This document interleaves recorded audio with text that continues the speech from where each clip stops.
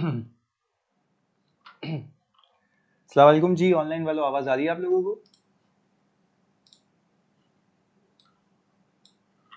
वालेकुम सलाम। कैसन हैं आप सब? ठीक ठाक?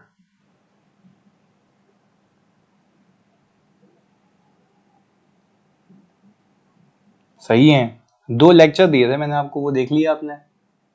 एकदम ठीक मुजम्मिल जानी।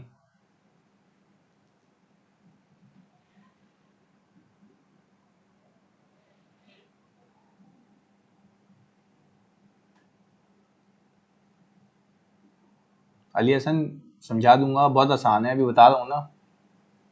आज की क्लास में कर लेंगे। चलें, गुड। अच्छा भाई, वैसे अब जो 2-3 चीजें रह गई हैं वो देख लेते हैं हम। सही जी, अली हसन कह रहे हैं कि सर एक्सपेंसेस के प्रोसीजर समझाते हैं। भाई एक्सपेंसेस के प्रोसीजर में कुछ भी नहीं है। आप एक्सपेंसेस का जीएल लेंगे, लेजर लेंगे, सही जी, उसकी मैथमेटिकल एक्यूरेसी चेक करेंगे, उसमें से सैंपल सेलेक्ट करके वाउच कर लेंगे और उसका कट ऑफ देख लेंगे कि सही पीरियड में रिकॉर्ड हुआ है या नहीं हुआ। एक्सपेंसेस, इससे ज्यादा कुछ भी नहीं है। जो अलग एक्सपेंस था वो मैंने करा दिया आपको, और वो था आपका सैलरी एक्सपेंस। अली हसन, बात क्लियर है? इतनी सी बात है, तुम बुक में भी खोल के देख लो, नॉर्मल एक्सपेंसेस यही है, कुछ भी नहीं है। सही है, चलो आगे देखते हैं। हमने कहा सर अगर हम बात करें शेयर कैपिटल की,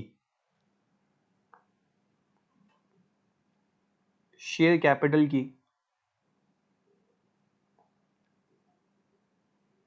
तो आपको पता है कि पाकिस्तान में एविडेंस वाला लेक्चर भी अपलोड हो गया, जानी बिल्कुल हो गया, बिल्कुल हो गया एविडेंस वाला लेक्चर। सही है, चलें जी आगे। शेयर कैपिटल की बात कर रहे हैं, बिल्कुल सुकून और तामुल से। सही है जी, फोकस होकर देखिएगा। आपको पता है पाकिस्तान के अंदर एक कॉन्सेप्ट है ऑथोराइज्ड कैपिटल का, पता ही है आपको? पता है ना ऑथराइज कैपिटल का कॉन्सेप्ट है कि आपने ऑथराइज कैपिटल लेना होता है, सही जी, अप्रूव करवाना होता है। चलें, गुड, ओके। और एक होता है आपका paid up capital, paid up या स्लैश इशूड कैपिटल, कि जो आप इशू करके लोगों से पैसे ले चुके हैं, ऐसा ही है। तो ये आपका पेड अप और इशूड कैपिटल हो गया। अब आप अज्यूम करें कि आपके पास कोई 1 मिलियन का पेड अप कैपिटल है, सही है जी, और आपके पास 1 लाख का इशूड कैपिटल है, सही है जी, और यहां पे लिखा हो ऑफ ₹10 ईच। मुझे आप एक बात बताएं, आप तो ऑडिटर साहब हैं, बीइंग एन ऑडिटर, क्या आपको अगर आपके फाइनेंशियल स्टेटमेंट्स में ये डिस्क्लोज हुआ है ऑथराइज कैपिटल, तो क्या ये आपको वेरीफाई करने की जिम्मेदारी बनती है? बनती है। अच्छा, तो ये जो पेड अप कैपिटल है, क्या इसको वेरीफाई करने की जिम्मेदारी बनती है? बनती है। यस सर, बिल्कुल बनती है। तो मैं आपको जरा 2-3 चीजें सिखाता हूँ, जरा उसको पिक कीजिएगा। इन दोनों को वेरीफाई करना चाहते हैं ना, इन दोनों को अगर वेरीफाई करना चाहते हैं तो आप ऑब्टेन करेंगे form A/29 from the management. अच्छा, फॉर्म ए और 29 technically SECP, securities and exchange commission of Pakistan के फॉर्म होते हैं, जिसके ऊपर सारी डिटेल्स होती हैं जो उनकी तरफ से रजिस्टर्ड होती हैं। उसके अंदर ऑथराइज कैपिटल भी आ रहा होता है, उसके अंदर आपका जो पार वैल्यू है वो भी आ रही होती है, और आपका पेड अप कैपिटल भी आ रहा होता है। इवन ये भी आ रहा होता है किस किस शेयर होल्डर के पास ये मौजूद है। पहले बताओ, ये बात समझ आती है कि आपने ऑब्टेन कर लेना है फॉर्म ए या 29 फ्रॉम द मैनेजमेंट। नहीं भी हो तो लिख लेना भाईजान समील,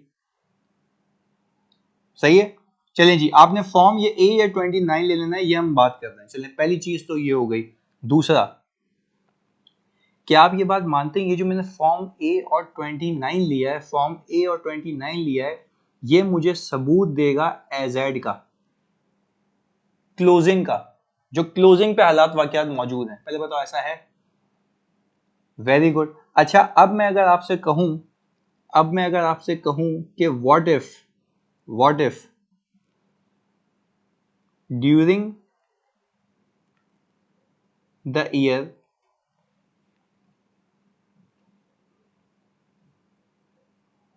शेयर इशू हुए हैं,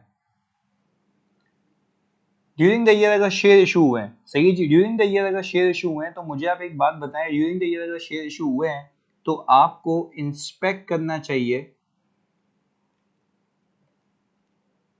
board minutes evidencing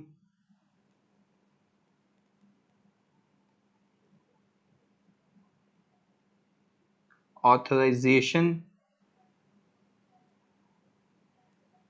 for issue, evidencing authorisation for issue, यानी भाई आप मुझे बताएं क्या कोई भी कंपनी अपना शेयर कैपिटल बगैर बोर्ड ऑफ डायरेक्टर्स के अप्रूवल के बगैर इशू कर सकती है? सवाल है, नहीं। तो आपने इसकी ऑथेंटिसिटी वहां से देखनी है, क्योंकि ऑथराइज कैपिटल तो था ही ना आपके पास, उसकी लिमिट में ही आप इशू करेंगे, उसके अलावा तो कर नहीं सकते। ऐसा ही चलें ये तो हो गया ये कि आपने ये देख लिया कि आपने बोर्ड मिनट्स इंस्पेक्ट कर लिए इन ऑर्डर टू इवेल्युएट कि आपने कितने शेयर्स अप्रूव किए हैं टू बी इशूड। चलें आगे देखिएगा, दूसरे की बात कर लेते हैं। Trace payments received against issuance of shares from bank statement. हाँ भाई, क्या पैसे देखना लाजमी है? जल्दी बताओ कि पैसे देखना लाजमी है, क्योंकि जाहिर सी बात है आप पेड अप कैपिटल का मतलब है you have paid for it,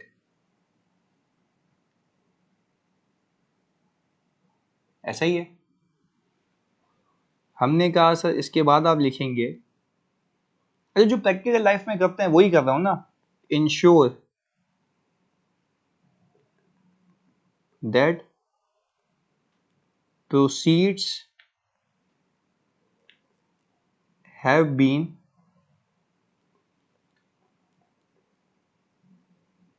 appropriately bifurcated between share capital and premium। जल्दी बताओ बच्चों, ये भी लाजमी है? हाँ जी, ऐसा ही है। तो आपने ये भी तो देखना है ना कि कैपिटल और वो शेयर प्रीमियम में सही तरीके से बटा हुआ हो। अच्छा, अब एक बच्चे ने मुझे यहाँ पे लिख के दिया कि सर आप मेमोरेंडम ऑफ एसोसिएशन भी तो देख सकते हैं, क्या मेमोरेंडम चेंज हो सकता है? क्या मेमोरेंडम चेंज हो सकता है? यस सर, बट फॉर्म ए और 29 तो आप अपडेटेड डेट आ रही होती है ना उसके ऊपर, वो तो हर साल फाइल करना होता है, सही है। ऑल्ट्रेशन तो उसमें हो सकती है ना, तो ये तो आप लेटेस्ट ले सकते हैं कि भाई बताएं इस साल का क्या आपने जो जमा करवाया है, क्लियर है? तो उसमें सारी इंफॉर्मेशन होती है। अच्छा, अब मैं जरा आपको इसके प्रोसीजर्स रीड करके देता हूँ मेरे बच्चों, इधर देखिएगा। हमने कहा where local law require that company should have an authorised share capital, the auditor should check that the total authorized capital in the draft financial statement is consistent with the company's constitution। Company की constitution की बात पता है क्या कर रहा है जो बच्चा कह रहा था यहाँ पे?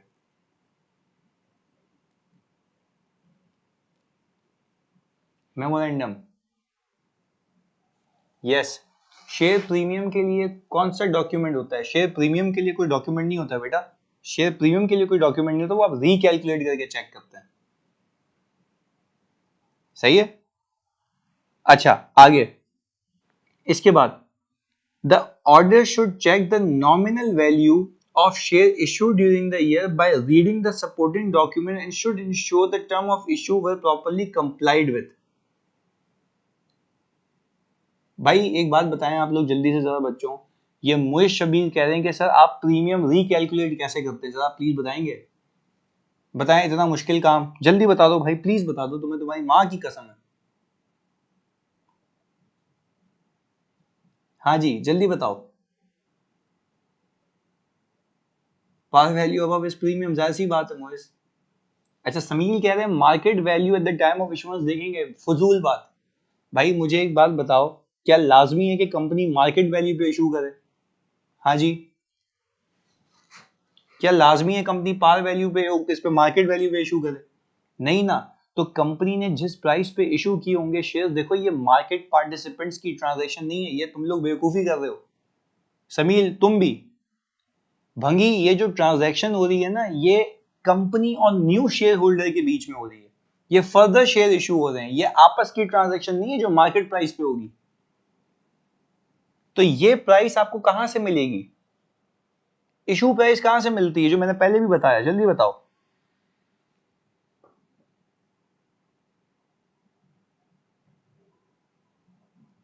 ऑफरिंग डॉक्यूमेंट से, बेहतरीन हमाद, बेहतरीन।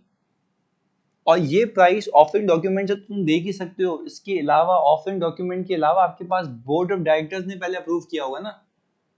शेयर सर्टिफिकेट पर करते बात की बात है कि इशू हुए नहीं हुए।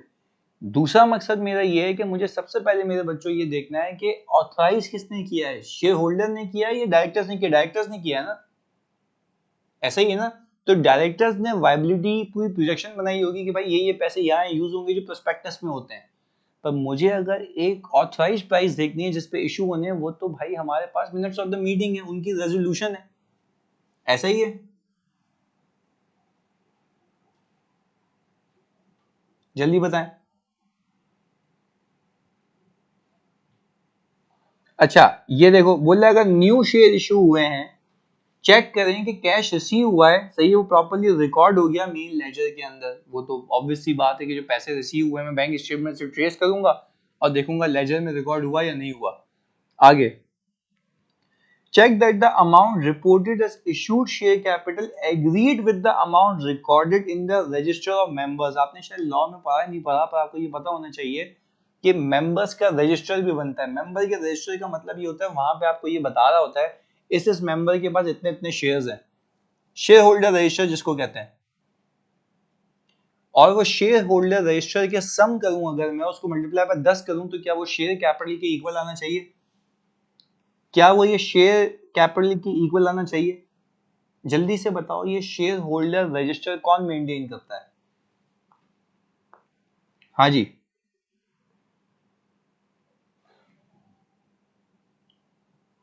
एनडीडी।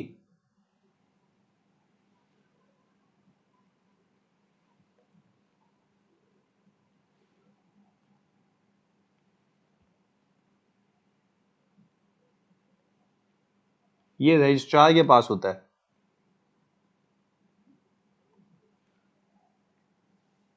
शेयर रजिस्ट्रार जिसके पास पूरी इंफॉर्मेशन होती है, वो मेंटेन कर रहा होता है।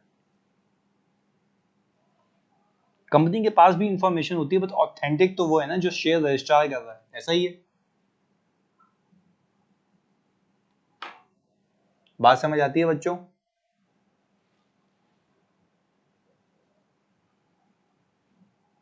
चलें, ये हो गया। अब प्लीज एक दो बातें सुने मेरी। अगर मुझे, मैं तुम्हें फोकस होकर कह रहा हूं, अगर मुझे मुझे ये वेरीफाई करना है कि मेरे पास मेरे पीएनएल के अंदर टैक्स एक्सपेंस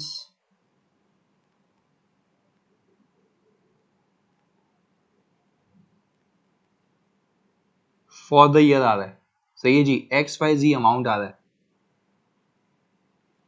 और इसके ऊपर क्या आ रहा होता है, जल्दी बताओ। प्रॉफिट बिफोर टैक्स, ये आ रहा होता है। अच्छा, अब अगर मुझे, अच्छा ये तो आप मानते हैं ना कि प्रॉफिट बिफोर टैक्स तो खुद वेरीफाई हो जाएगा जब मैं sales, cost of sales, expenses, सारी चीजें वेरीफाई करके यहां पहुंचूंगा। ऐसा ही है। बट अगर मुझे ये वेरीफाई करना है कि tax expense for the year कितना है, कितना है, तो आपको एक बात याद आएगी कि ये सम होता है दो चीजों का,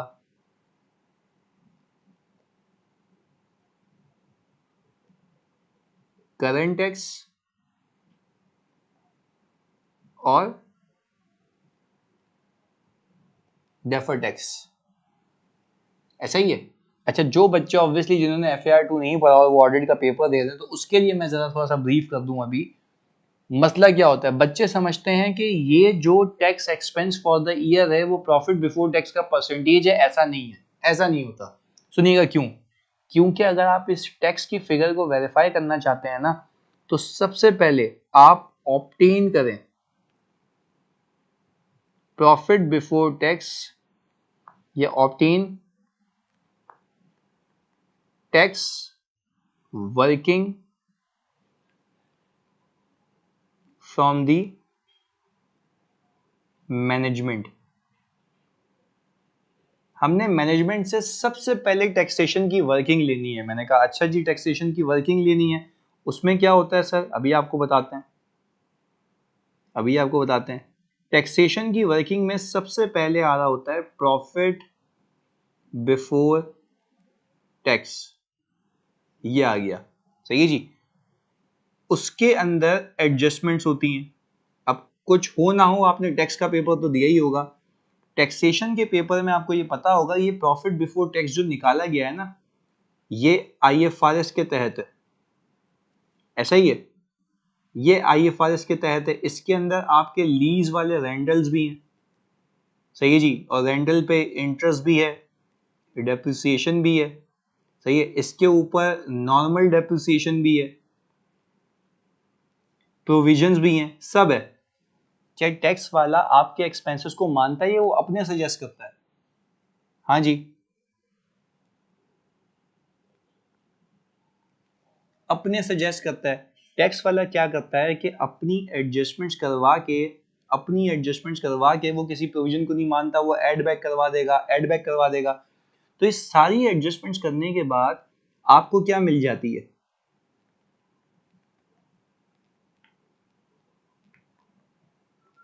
टैक्सेबल इनकम। टैक्सेबल इनकम जिस पे टैक्स लगेगा, और जिस पे टैक्स लगेगा, इस पे टैक्स लगाने के बाद मुझे क्या मिल जाता है, करंट टैक्स एक्सपेंस, ऐसा ही है। तो आए इसी पैरामीटर को रखते हुए हम जरा ऑडिट प्रोसीजर को डिजाइन करते हैं और तुम्हारे दिमाग में फिक्स करते हैं। आ जाओ जी प्लीज। अच्छा, हमने टैक्स की वर्किंग ले ली। टैक्स की वर्किंग में सबसे पहली चीज तुम्हें क्या दिख रही है, जल्दी बताओ। टैक्स की वर्किंग में सबसे पहली चीज तुम्हें क्या दिख रही है, टैक्स की वर्किंग में सबसे पहली चीज तुम्हें क्या दिख रही है, profit before tax. Very good, सही पहचान है भाई, सही पहचान है। Trace amount of profit before tax from P&L। क्या हमने सही किया? क्योंकि देखो, आप फॉर एग्जांपल गलत चीज में ऐड लेस कर रहे हो तो करंट टैक्स भी गलत आएगा ना भाई, ऐसा है या नहीं है? मैं तो फिनोमेना सिखा रहा हूं, जो किया हुआ उसको करने का सिखा रहा हूं तरीका। ऐसा है मेरे बच्चों? चलें, वेरी गुड। हमने प्रॉफिट बिफोर टैक्स देख लिया, P&L से वर्किंग ले ली। अच्छा जी, आगे आप बताएं। चेक वेदर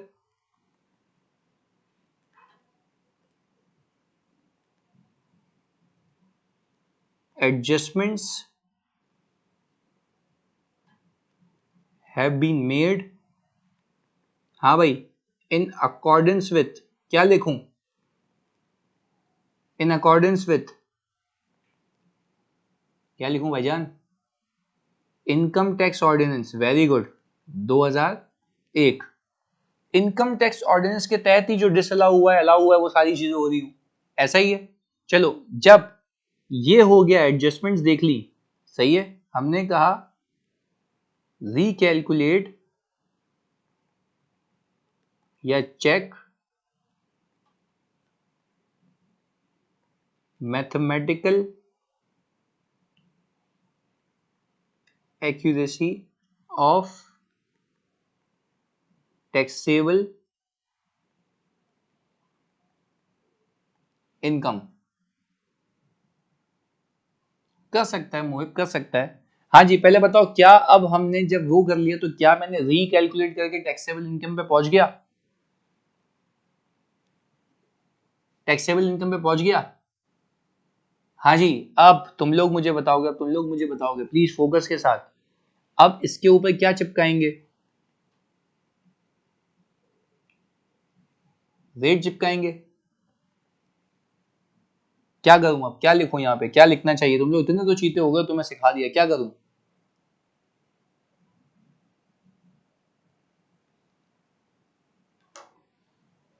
यूजुअली नहीं आती है। Ensure the tax rate apply accurately in separate slab should be taxed separately। अच्छा जी, तो क्या हम इसमें ये लिख सकते हैं कि सिंपल, अगर मैं सादा खुशबू लिखूं कि we have to trace, we will trace that rate of tax from the income tax ordinance, ऐसा ही है? Trace rate applied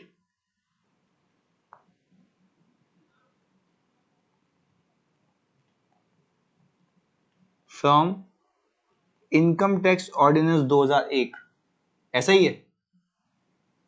very good. अच्छा, अब हम क्या करेंगे? रिकैलकुलेट कर लेंगे बच्चों। हाँ जी, अब हम क्या करेंगे? रिकैलकुलेट कर लेंगे।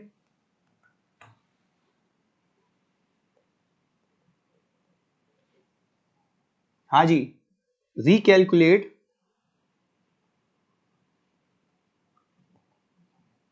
Current tax expense for the year. पर देखो, मैंने रिकैलकुलेट कब किया? सारे पैरामीटर्स को वेरीफाई करने के बाद। ऐसा ही है? ऐसा ही मेरे प्यारे बच्चों। अच्छा, अब आप लोग मुझे बताएंगे, अब आप लोग मुझे बताएंगे ना, फोकस के साथ, फोकस के साथ, फोकस के साथ, प्लीज फोकस के साथ इधर। हमने कहा ये तो करंट टैक्स हो गया ना, बट आपको कुछ एक्सपेंसेस उसने ऐड बैक करवा दिए, ऐसा ही है? तो IS 12 आया ही इसलिए कि आप अकाउंटिंग और टैक्स के गैप को ब्रिज करें। तो क्या जो सेविंग आपको टैक्स वाले ने नहीं दी, तो क्या वो क्लेम कर लेंगे डेफर्ड टैक्स इनकम बुक करके? ऐसा ही है?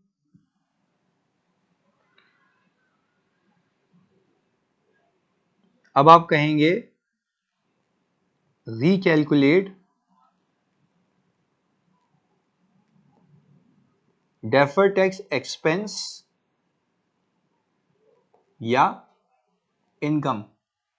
कुछ चीजें ऐसी होती हैं जो टैक्स वाला आपको कहता है आज मैं टैक्स नहीं कर रहा, आगे जाके टैक्स करूंगा जब रिसीव करोगे, तो आप उसके ऊपर क्या बुक करते हैं? Deferred tax expense. क्योंकि अकाउंटिंग तो IFRS के हिसाब से होती है ना, आप अकाउंटिंग तो कर लेंगे, आप अकाउंटिंग तो कर लेंगे, तो टैक्स वाले ने टैक्स नहीं लिया, अलबत्ता आप क्या बुक कर लेंगे उसके ऊपर? डेफर्ड टैक्स एक्सपेंस, और उसके अगेंस्ट में डेफर्ड टैक्स लायबिलिटी, क्योंकि उसके ऊपर टैक्स वाला लायबिलिटी डेफर कर चुका है। बट अकाउंटिंग के हिसाब से तो इनकम है ना। अब लेट से आपने एक इंटरेस्ट इनकम कमाई 1 लाख रुपए की, उसमें से रिसीव किए 40,000 रुपए, तो टैक्स वाला कह रहा है मैं 40 को टैक्स कर रहा हूँ और 60,000 रुपए को आगे करूंगा। तो आप बोलोगे भाईजान मेरा तो मैचिंग कॉन्सेप्ट है। तो जो उसने टैक्स नहीं किया तो वो करंट टैक्स में नहीं आया, बकाया आप क्या बुक कर लेते हैं? Deferred tax expense. तो ये बेसिक ब्रीफ आपको जो डिस्क्रिप्शन मैंने बताई है सिर्फ इसलिए बताई है कि भाई जो बच्चे FAR 2 नहीं कर रहे उनको हल्का सा डेफर्ड टैक्स का आइडिया हो जाए। Deferred tax is basically a tool that bridge a gap between the accounting and taxation। पहले बताओ, बात क्लियर है? बात क्लियर है मेरे बच्चों? इजी था?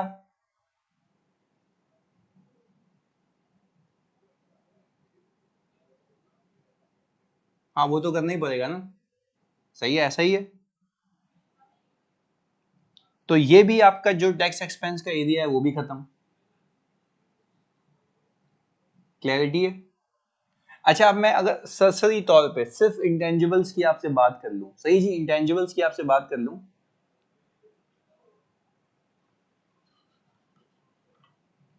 ये कह रहे हैं कि सर हमें ये बता दें कि उसके प्रोसीजर क्या होंगे। ऊपर लिखा हुआ है डेफर्ड इनकम बुक करने से पहले असेस करना पड़ता है, डेफर्ड इनकम बुक करने से पहले नहीं करने पड़ता है, डेफर्ड टैक्स एसेट बुक करने से पहले।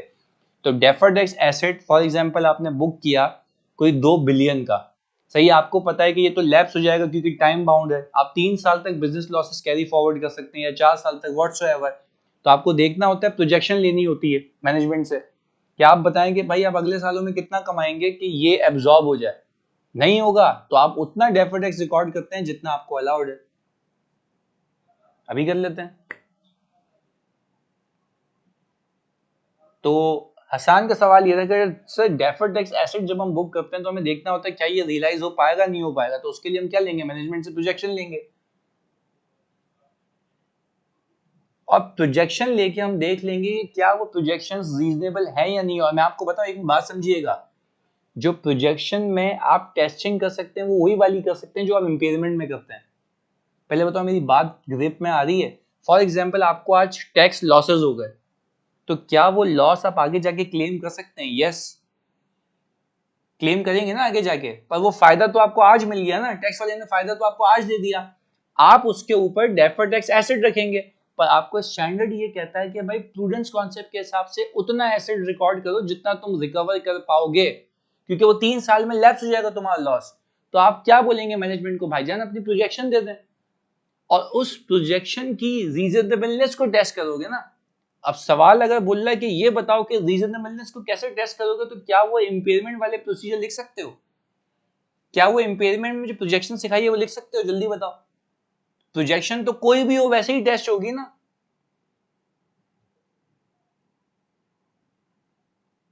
हाँ जी, ऐसा है। तो this is how you do it. पहले बताओ मेरे बच्चों, बात क्लियर हुई?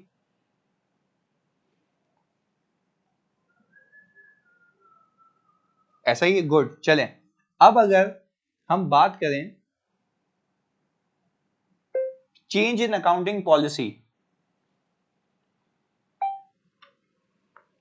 इसके ऊपर आप क्या काम करेंगे, तो हम एक जेनरिक बात कर लेते हैं आपसे इस पे। सही है जी, आ जाओ। चेंज इन अकाउंटिंग पॉलिसी, आप सबसे पहले इवेल्युएट करेंगे weather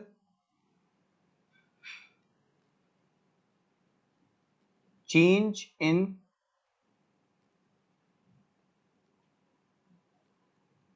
accounting policy is allowed under IFRS।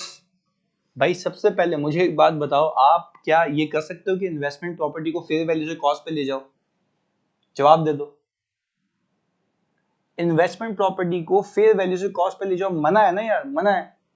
तो सबसे पहले तो आपका सवाल, क्योंकि मैं अभी जिस क्लाइंट से डील कर रहा हूँ, सही है जी, जब हो जाएगा तो बताऊंगा क्योंकि वो पब्लिक हो जाएगा, उसने भी ये चीज करने की कोशिश की, पर मैंने उसको मना कर दिया, भाई तुम नहीं कर सकते। मैं इसको क्यों कह रहा हूं तुम नहीं कर सकते? फड्डो पे फड्डे, बताओ क्यों, क्यों कह रहा हूं मैं उसको तुम नहीं कर सकते? हाँ जी, अलाउ नहीं है ना। तो भाई आप तो ये कहते हैं ना कि financial statements have been prepared in accordance with applicable financial reporting framework, तो उसके तहत तो नहीं बने हुए ना, तुम्हें मना है, कैसे चेंज कर सकते हो? Not allowed by applicable financial reporting framework. तो हमने सबसे पहले यही चेक करना है, पहले बताओ बात भेजे में फिक्स होती है, सिंपल उसूल। चलें, वो पहले कहता चलो अलाउड है, मान लिया अलाउड है, assess whether the change will result in more reliable and relevant information।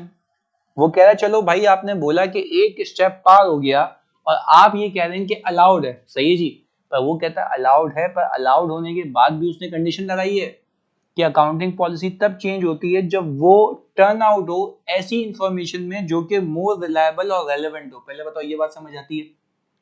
अगर आप कह रहे हैं कि मैं अपनी cost model of investment property को फेयर वैल्यू पे लेके जाना चाह रहा हूं, तो क्या ये अलाउड है? सवाल है, कॉस्ट से फेयर वैल्यू पे जाना चाह रहा हूं, क्या ये अलाउड है? क्या ये और रिलायबल और रेलेवेंट इंफॉर्मेशन में कन्वर्ट हो रहा है? यस, ऐसा ही है। रेलेवेंट इंफॉर्मेशन, बिल्कुल मोर रिलायबल रेलेवेंट इंफॉर्मेशन है। चलें, पहले बताओ दोनों बातें क्लियर है मेरे बच्चों? सिंपल याद हो जाएगा यार। चलें, गुड, आगे बताइए, आगे बताते हैं। अच्छा, दो चीजें पार हो गई, दो चीजें पार हो गई। अब आपको एक बात देखनी है, प्लीज फोकस होकर सुनिएगा। आपने कहा दो चीजें हो गई ना, दो चेक लग गए। अब ऑब्टेन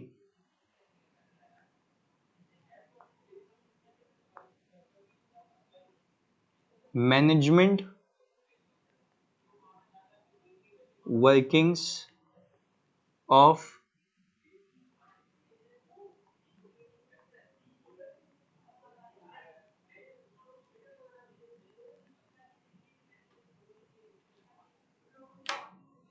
हाँ जी, पहले ये बताएं, ये बात समझ आ रही है क्या लिखा है मैंने, ये जल्दी बताओ। Obtain management workings of retrospective adjustment, क्योंकि भाई जब आप अकाउंटिंग पॉलिसी को चेंज करते हैं तो वो प्रोस्पेक्टिव नहीं रेट्रोस्पेक्टिव जाता है, कि एज इफ शुरू से यही था।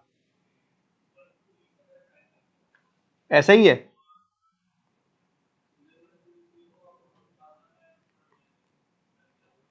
असेस रिकैलकुलेट, हाँ जी, assess recalculate adjustments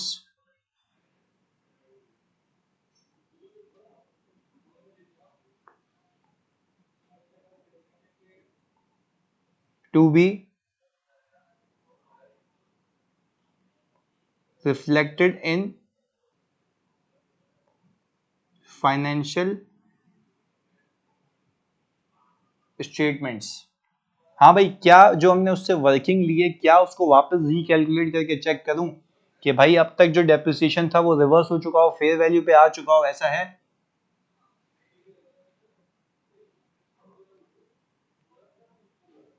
very good. Evaluate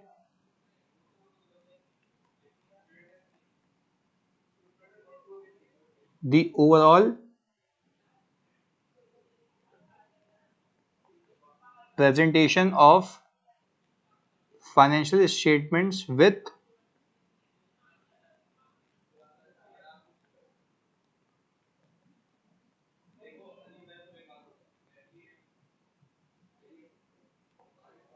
regard to restatement। भाई आपको ये भी तो पता है ना कि प्रॉपर नोट आया नहीं आया, क्या ये बात समझ आती है कि नोट वगैरह देखना? तो आप क्या कह रहे हैं कि मैं ओवरऑल प्रेजेंटेशन देख लूंगा विद रिगार्ड टू रीस्टेटमेंट। एक और चीज लिख लेते हैं अच्छाई के लिए, एंड इंश्योर दैट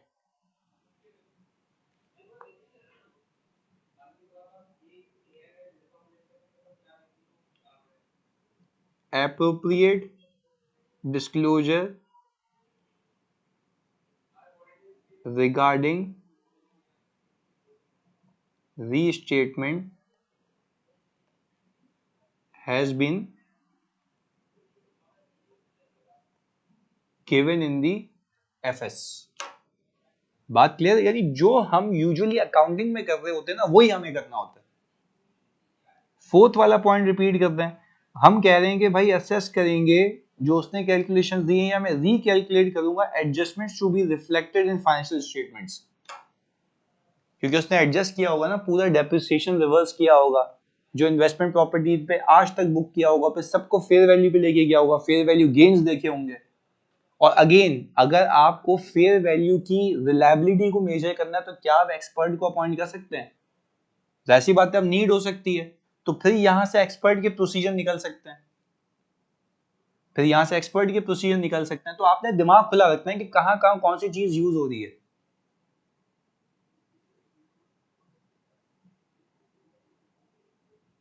बात क्लियर है बच्चों? बात क्लियर है?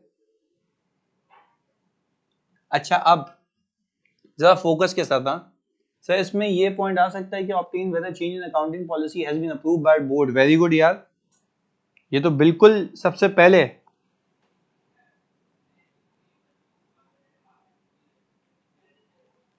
obtain BOD approval for change in accounting policy, क्योंकि इनके बगैर तो हो ही नहीं सकती, इनके बगैर तो हो ही नहीं सकती। Very good. चलें, अच्छा आप मुझे एक बात बताएं, मैं सरसरी तौर पे आपसे इंटेंजिबल डिस्कस करता हूँ। इंटेंजिबल जैसे आप मुझे बताएंगे, IS 38 मैंने आपको पढ़ाया हुआ है, सही है जी? मोएब अली कह रहे हैं सर इसके अंदर 100% सिलेक्शन होगी या सैम्पलिंग? बेटा अकाउंटिंग पॉलिसी किसी एक एरिया में चेंज होती है ना, मेरा आपसे सवाल है, अकाउंटिंग पॉलिसी किसी एक एरिया में चेंज होती है ना, तो उसका सैंपल करेंगे या 100% चेक करेंगे? मैं सिर्फ एक थॉट है मेरा, जल्दी बताओ।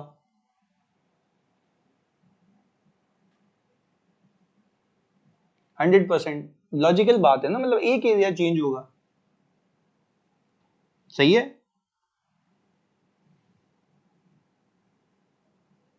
नहीं ये तुम्हें किसने कह दिया सैंपल बेसिस पे रिकैलकुलेशन परफॉर्म करेगा? भाई आपका पूरा नोट जाएगा, सैंपल बेसिस पे कौन कह रहा है? कोई सैंपल बेसिस पे नहीं होता सर। रीस्टेटमेंट से क्या मुराद है यहाँ पर भाईजान? ये अगर मैं तुमसे सुन रहा हूं ना समील, तो लानत है तुम्हारी शक्ल पे। रीस्टेटमेंट से क्या मुराद है भाई, कोई बताओ उसको, रीस्टेटमेंट से क्या मुराद है? हाँ जी प्लीज बताएं। ये सुल्फी चरस लगा के बैठा हुआ है क्लास के अंदर, रीस्टेटमेंट से क्या मुराद है? एफआईआर टू पास एज भंगी का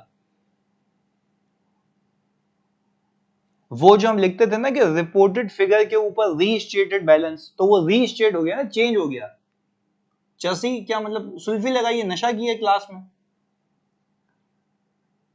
ये एफआईआर 1 वालों तो को तब पता है, मतलब वो आईएस 8 वालों तो भंगी और क्या होगा। एफआईआर 1 वालों तक को पता है ये, तभी उनके लिए इतना डिटेलिंग में भी नहीं किया। चरसी तुम पूछ रहे हो एफआईआर 2 पास करके?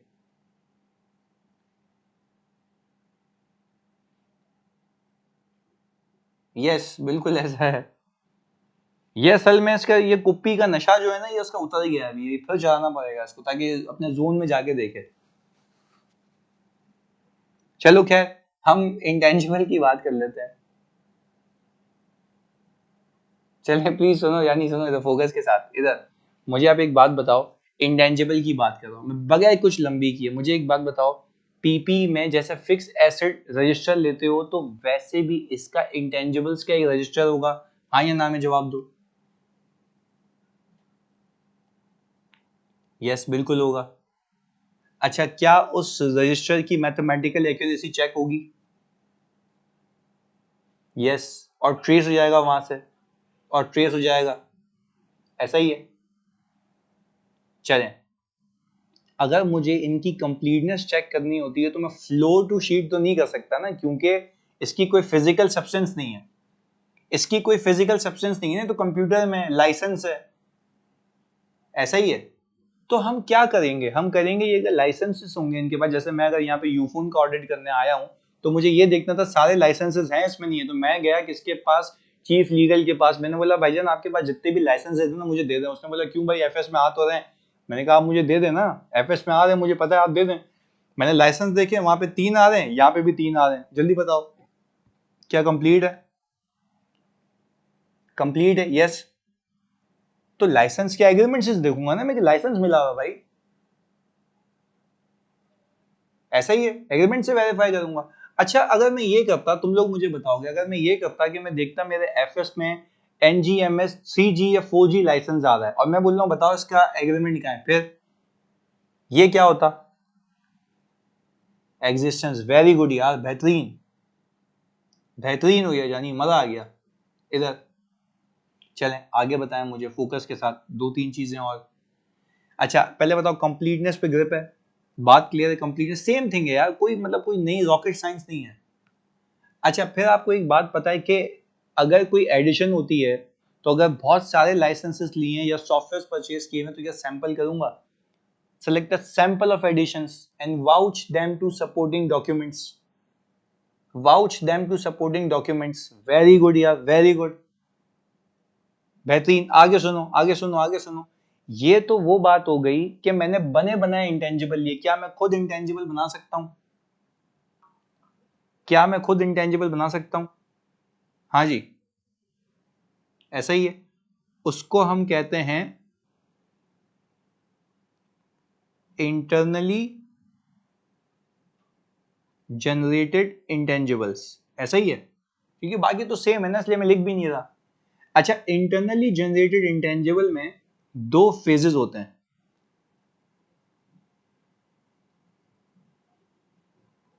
रिसर्च डेवलपमेंट, वेरी गुड यार। अच्छा, अब हम थोड़ी सी स्पेसिफिक बात करेंगे। क्या मैं कह सकता हूं फॉर इंटरनली जनरेटेड इंटेंजिबल या internally research and development projects, select a sample of research expenses and select a sample of development expenditures। ऐसा ही है, मैं select a sample of expenditures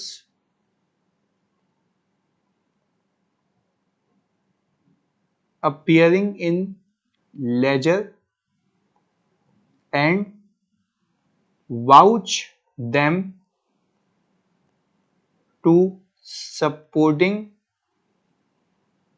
document to evaluate whether they pertain to research or development। हाँ जी, मुझे बताओ, क्या ये चीज मुझे ऐसे पता लगेगी ना कि जब मैं रिसर्च के खर्चे उठाऊंगा, डेवलपमेंट के खर्चे उठाऊंगा और मैं उसके सपोर्टिंग डॉक्यूमेंट से देखूंगा कि वाकई वो किस फेज में आ चुका है। ऐसा ही है, क्या मैं इस केस में, रिसर्च और डेवलपमेंट के केस में, क्योंकि कंडीशंस होती है ना, इवेल्युएट करूंगा that conditions for developments have been met as per IS 38। Condition होती है ना कि भाई आपकी वायबिलिटी ऑफ द प्रोजेक्ट होना चाहिए, प्लान होना चाहिए। ऐसा ही है, हमने कहा आपके पास रिसोर्सेज अवेलेबल होने चाहिए, इंटेंशन टू कंप्लीट होना चाहिए, इंटेंशन टू सेल होना चाहिए। ऐसा है, resources will be very good, technical feasibility हो गई, इंटेंशन हो गई, एबिलिटी टू यूज और sell, availability of economic resources, वो सारी कंडीशंस। तो वही चीज आप यहाँ पे चेक करेंगे। ऐसा है, तो एक हो गई। अच्छा, अब हम इसको यूं ब्रेक कर लेते हैं मेरे बच्चों। एक हो गई नॉर्मल एडिशन, एक हो गई आपकी रिसर्च एंड डेवलपमेंट वाली एडिशन। दोनों में फर्क समझ आ गया? तो उसमें आपको ये दो बातें एडिशनल लिखनी होंगी, दैट्स इट। ऐसा है। अच्छा, अगर कोई आपने इंटेंजिबल बेचा है और कुछ इंटेंजिबल्स बेचे, बहुत सारे बेचे, तो क्या वो सब चेक करोगे सैंपल पे? सैंपल पे देखोगे उसके पैसे आए या नहीं आए, वो डी रिकॉग्नाइज हुआ या नहीं हुआ, गेन और लॉस फ्रॉम डिस्पोजल निकाल लेंगे। ऐसा ही है, सिंपल इज दैट। कोई आवश्यकता, कोई मसला। और फिर आखिर में इवेल्युएट करेंगे। Sir internal general website for sale in products, बिल्कुल देख सकते हैं। एक मिनट रुकिएगा, इंटरनली जनरेटेड वेबसाइट कशफ आप पूछ रही हैं for sale of products online. देखो बात समझें, कशफ दो चीजें मिक्स कर रही हो ना। इंटरनली जनरेटेड अगर कोई भी वेबसाइट है तो वो तो आपको फ्यूचर इकोनॉमिक बेनिफिट्स तो दे रही है ना, उसके ऊपर जो मार्केटिंग की चीजें लगेंगी वो एक्सपेंस आउट होगी, वो वेबसाइट की कॉस्ट तो कैपिटलाइज होगी ना। अभी कर लेते हैं नीचे, ये लो जी।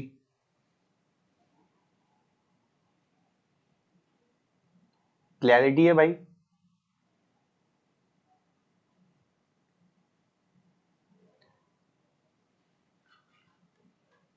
यस, आखिरी ये करा देता हूँ बस सर, फिजिकल एसेट की वेरिफिकेशन और वैल्यू के लिए उसकी इंश्योरेंस भी देख सकते हैं ना। फिजिकल एसेट की वेरिफिकेशन और वैल्यू के लिए, फिजिकल एसेट की वेरिफिकेशन के लिए तो यानी जाके देखना पड़ेगा ना। और गलत कह रहे हो ना, इंश्योरेंस अगर तुम देखोगे तो इंश्योरेंस तो सम अश्योर्ड तो लोग ज्यादा भी कराते हैं।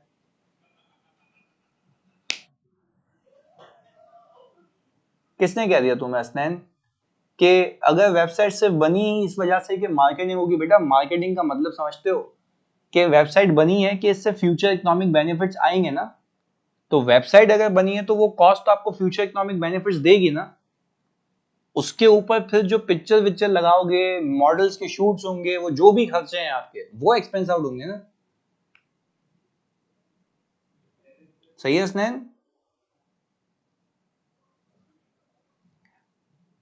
Minutes of the meeting sir internally generated होते हैं तो वो एक रिलायबल एविडेंस दे सकता है। मिनट्स ऑफ द मीटिंग, देखो भाई, मिनट्स ऑफ द मीटिंग आपको रिलायबल एविडेंस इसलिए दे सकता है ना, क्योंकि वो डॉक्यूमेंट कौन कर रहा होता है, कंपनी सेक्रेटरी, जो बातें हो रही होती हैं, और ये जमा भी होते हैं ना एसएससीपी में।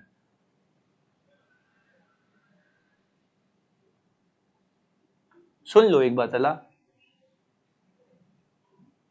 हाँ, तो जो पेप्सी की वेबसाइट बनी हुई है, तो पेप्सी की क्या किसी भी कंपनी की वेबसाइट बनी हुई है, तो उन कंपनीज की वेबसाइट की कॉस्ट कैपिटलाइज हुई हुई होगी। वो तो यार मैंने तुम लोगों को SIC 32 में करवाया ना। हाँ भाई, मुस्तफा को बताओ, क्या इंटेंजिबल में एग्जिस्टेंस वेरीफाई हो सकती है? क्या हमने इसकी अभी बात की थी एग्जिस्टेंस की? जल्दी बताओ, क्या हमने एग्जिस्टेंस की बात की थी अभी? कैसे वेरीफाई हो सकती है एग्जिस्टेंस? अच्छा, अगर तुम लोगों ने इंटेंजिबल का टॉपिक तमीज और तहजीब से पढ़ा ना, तुम्हें पता होगा आइडेंटिफाइबिलिटी का एक कॉन्सेप्ट होता है उसमें, याद आ रहा है? आइडेंटिफाइबिलिटी का कॉन्सेप्ट होता है उसमें, इट इज सेपरेबल, ऐसा ही है। और it arises from a contractual right, तो कॉन्ट्रैक्ट जाके देखोगे तो एग्जिस्टेंस तो है ना। नहीं पढ़ा, चलो मैंने बता दिया ना।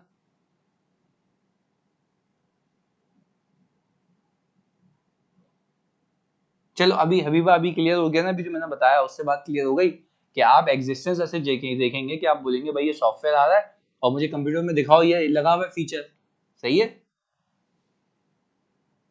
एक एग्जांपल देता हूँ, देखो मैं इजी पैसा का ऑडिट भी करता हूँ ना, तो इजी पैसा ने, पता है, प्लीज सुनिएगा, एक खर्चा देखा मैंने, एक खर्चा देखा, वो खर्चा ये था कि इजी पैसा वालों ने, पहले की बात कर रहा हूँ, यूफोन के जो सुपर कार्ड्स होते हैं ना, वो अपनी ऐप में इनबिल्ड करवाए। क्या वो ऐसे ही इनबिल्ड हो जाएंगे या पूरा प्रोग्राम लगेगा, जल्दी बताओ। हाँ जी, पूरा एक मॉड्यूल लगेगा ना, हाँ या नहीं? उसकी कनेक्शन बनेगी, प्रोग्राम मॉड्यूल लगेगा। क्या वो मॉड्यूल एक इंटेंजिबल है? अब मुझे उस एडिशन की वेरीफाई करनी थी तो मैं क्या करता? आप मुझे बताते हैं, उस एडिशन की वेरीफाई करनी है तो क्या करना है, वेरिफिकेशन करनी है तो क्या करूं मैं, एग्जिस्टेंस देखनी है, जल्दी बताएं मैं क्या करूं, आप बताएं। वेरी गुड, मैं इजी पैसा, मैं कंप्यूटर पे क्यों देखूं, मैं अपनी इजी पैसा की ऐप भी खोल के देख सकता हूं, आपको ये बात पता है? इजी पैसा की ऐप भी खोल के देख सकता हूं और इवन एग्रीमेंट भी देख सकता हूं, दोनों चीजें हो सकती है ना। हाँ हाँ, मैं बिल्कुल प्रैक्टिस कराऊंगा।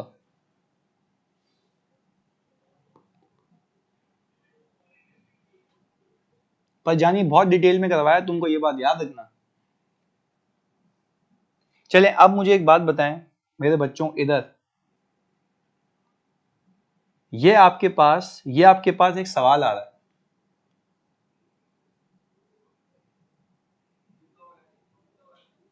evaluate और ensure whether evaluate whether the research cost has been properly expensed, हाँ बिल्कुल ये लिख सकते हो। इम्पेयरमेंट हो सकती है सर, इंटेंजिबल में इम्पेयरमेंट वाला, हाँ भाई जल्दी बताओ, आसान कह रहे हैं कि क्या इंटेंजिबल इम्पेयर हो सकते हैं, हाँ या ना में जवाब दो, जल्दी से बताओ, क्या इंटेंजिबल इम्पेयर हो सकते हैं? यस, तो उसके लिए भी इम्पेयरमेंट के वही प्रोसीजर्स हैं जो नॉर्मल पीपी के लिए हैं। यस, ऐसा ही है बबलू। अच्छा, अगर आप लोगों की आज्ञा हो, थोड़ी सी आज्ञा हो, सही है जी, क्योंकि आप लोग बहुत बिजी लोग हैं, तो मुझे एक बात बताएं, ये सवाल करके दे रहे हैं अभी, प्लीज यार, अभी कर लो यार, होमवर्क दे दूं? तो फिर 2 सवाल दूंगा होमवर्क, 2 सवाल दूंगा, डन? चलो डन।